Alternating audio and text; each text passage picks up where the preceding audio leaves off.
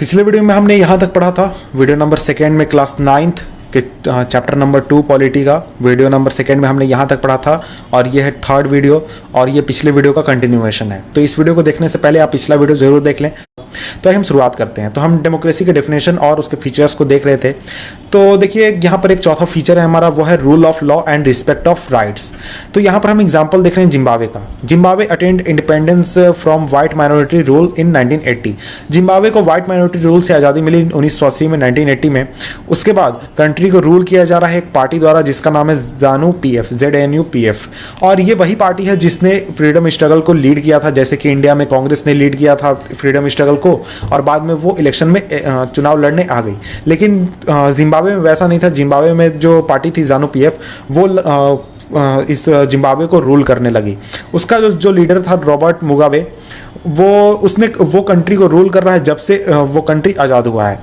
वहाँ पर इलेक्शंस होते हैं लगातार, लेकिन जो इलेक्शन है वो हमेशा जीता जाता है किसके द्वारा? इसी पार्टी के द्वारा, ZANU PF पार्टी के द्वारा।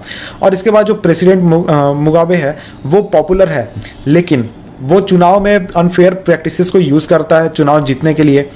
पिछले कुछ सालों में उसकी जो गवर्नमेंट है उसने कॉन्स्टिट्यूशन में काफ़ी ज़्यादा बदलाव किया है ताकि वो प्रेसिडेंट के पावर को इंक्रीज कर सके, प्रेसिडेंट के पावर को बढ़ा सके और उसे लेस अकाउंटेबल बना सके। यानी वो आसानी से बिना किसी को जवाब दिए, बिना किसी जवाबदेही के कोई भी काम कर सकता है। और जो अपोजिशन पार्टी जो है, अपोजिशन पार्टी के वर्कर्स को काफ़ी ज़्यादा हरास किया जाता है, काफ़ी ज़्यादा परेशान किया जाता है, और उनके मीटिंग को डिस्टर्ब यानी छेड़छाड़ की जाती है, मीटिंग होने नहीं दिया जाता, इस तरह की चीज़ें होती हैं। और इसके अलावा जो पब्लिक प्रोटेस्ट है और डेमोन्स्ट्रेशन गवर्नमेंट के खिलाफ, उसे इलीगल घोषित करके रखा गया है। यानी आप अगर वहाँ पर रहते हैं तो आप सरकार के खिलाफ विरोध नहीं कर सकते, कोई प्रदर्शन नहीं कर सकते, इस तरह की चीज़ें नहीं कर सकते हैं। There is a law that limits the right to criticise the president. यानी वहाँ पर यह भी कानून है कि आप प्रेसिडेंट को ज़्यादा क्रिटिसाइज नहीं कर सकते, कुछ बातें बोल सकते हैं लेकिन ज़्यादातर बोल नहीं सकते। और इसके अलावा जो टेलीविज़न है, रेडियो है, इन सभी को कंट्रोल किया जाता है गवर्नमेंट द्वारा, और वो सिर्फ रूलिंग पार्टी के बातों को कहती है, यानी उसके विरोधी पार्टी के बातों को दिखाती नहीं है, कहती नहीं है। जैसा सरकार चाहती है वैसा वो बात करती है। तो इस तरह की परेशानियां हैं कहाँ पे? जिम्बाब्वे में। तो देखिए इंडिपेंडेंट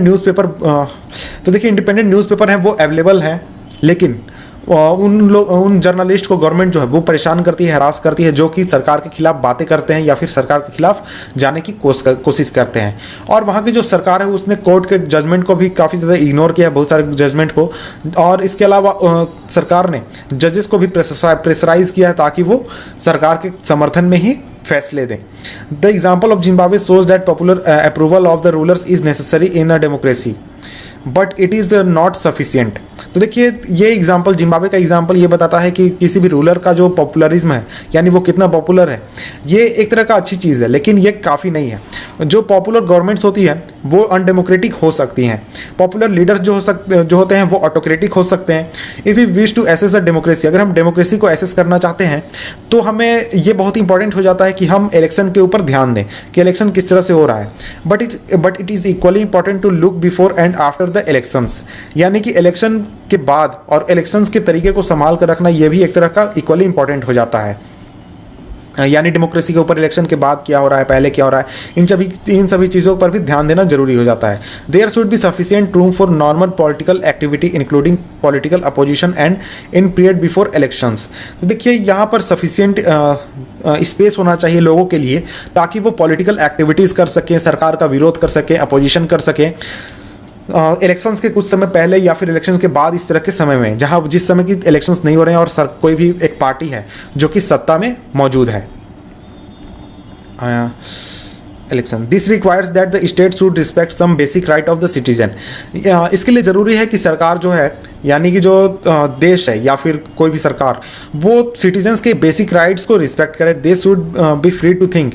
लोगों को ये आज़ादी मिलनी चाहिए कि वो फ्री होकर सोच सकें, अपने ओपिनियंस बना सकें और अपने ओपिनियंस को फ्रीली पब्लिक में एक्सप्रेस कर सकें और एसोसिएशंस बना सकें, प्रोटेस्ट कर सकें और दूसरे पॉलिटिकल एक्शंस वो कर सकें। Everyone should be equal in the eyes of law. और सभी लोग जो हैं उन्हें कानून के नज़र में बराबर होना चाहिए। This rights must be protected by an independent, मैं इसे नीचे कर देता हूँ, by an independent judiciary यानी कि देखिए इन सभी राइट्स को प्रोटेक्ट करने के लिए एक इंडिपेंडेंट जुडिशरी होना चाहिए जो कि सरकार के खिलाफ भी फैसला ले सके और लोगों के समर्थन में फैसला ले सके, और इसके ऑर्डर्स को सभी द्वारा पालन किया जाए, यानी सरकार द्वारा भी, लोगों द्वारा भी, रूलिंग पार्टी द्वारा भी और अपोजिशन पार्टी द्वारा भी। तो इन सभी राइट्स के बारे में हम चैप्टर 6 में काफ़ी डिटेल में पढ़ने वाले हैं। Similarly there are some condition that apply to the way of government is run after the election. कुछ ऐसे कंडीशंस भी हैं जो अप्लाई होने चाहिए सरकारों के ऊपर, वो किस तरह से काम करती है इलेक्शंस के खत्म होने के बाद। A democratic government can not do what ever it likes. तो देखिए एक डेमोक्रेटिक गवर्नमेंट जो है वो चाहे वो नहीं कर सकती है, simply because it has won the election, क्योंकि उसने इलेक्शन जीत लिया इसलिए वो जो चाहेगी वो कर सकती है, ऐसा नहीं होना चाहिए। It has to respect some basic rules, उसे कुछ जो बेसिक रूल्स देश में बनाए गए हैं उनको फॉलो करना चाहिए। In particular it has to respect some guarantees to the minorities, जैसे कि माइनॉरिटीज़ के खिलाफ कुछ गारंटीज देने चाहिए, यानी उनको हरास नहीं किया जाएगा, उनको परेशान नहीं किया जाएगा, इस तरह की चीज़ें। Every major decision has to go through a series of consultations. अगर सरकार कोई बड़ा कदम उठाने जा रही है या कोई बड़ा फैसला लेने जा रही है तो उसे बहुत लोगों से बातचीत करके, डिस्कशन करके ही फैसला करना चाहिए। Every office bearer has certain rights and responsibilities assigned by the constitution and the law. तो जितने भी ऑफिस में बैठने वाले लोग हैं उन सभी को कुछ राइट्स दिए गए हैं, कुछ रिस्पॉन्सिबिलिटीज़ दिए गए हैं कॉन्स्टिट्यूशन द्वारा और कानून द्वारा। Each of this is accountable not only to people but also to other independent officials. तो ये सभी जो इन्हें अकाउंटेबल होना चाहिए सिर्फ लोगों के लिए भी नहीं, दूसरे इंडिपेंडेंट ऑफिशियल्स के लिए भी। इन सभी चीज़ों के बारे में हम चैप्टर 5 में डिटेल से पढ़ेंगे।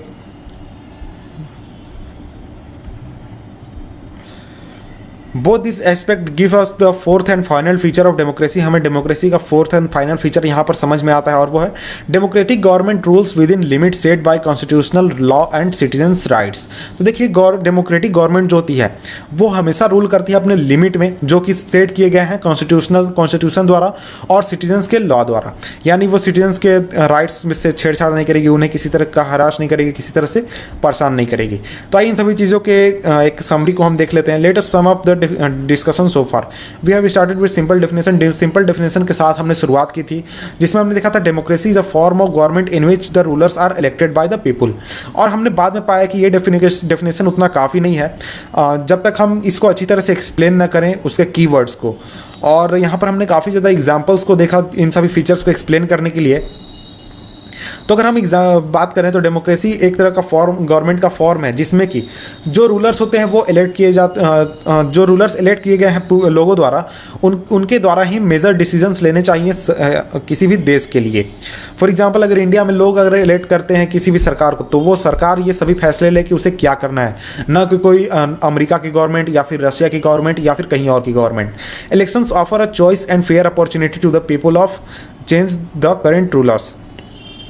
और जो इलेक्शंस हैं उनमें लोगों को ये चॉइस मिलनी चाहिए, अपॉर्चुनिटी मिलनी चाहिए, एक फेयर अपॉर्चुनिटी जिसमें कि लोग करेंट रूलर्स को आसानी से चेंज कर सकें। इसका मतलब ये है कि अगर कोई जितना चांस एक अपोजिशन पार्टी वाले कैंडिडेट को हारने का है उतना ही चांस होना चाहिए कि जो रूलिंग पार्टी का कैंडिडेट है वो भी हार जाए।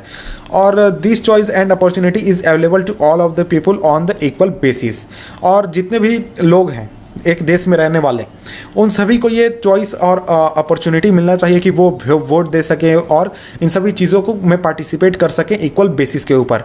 यानी कि हम जैसे बात करते हैं यूनिवर्सल एडल्ट फ्रेंचाइज की, तो उसी की बात यहाँ पर की जा रही है कि सभी लोगों को वोट देने का अधिकार होना चाहिए देश के अंदर और जो वोट का वैल्यू है वो बराबर होना चाहिए। The exercise of this choice leads to government limited by basic rules of constitution and citizens right.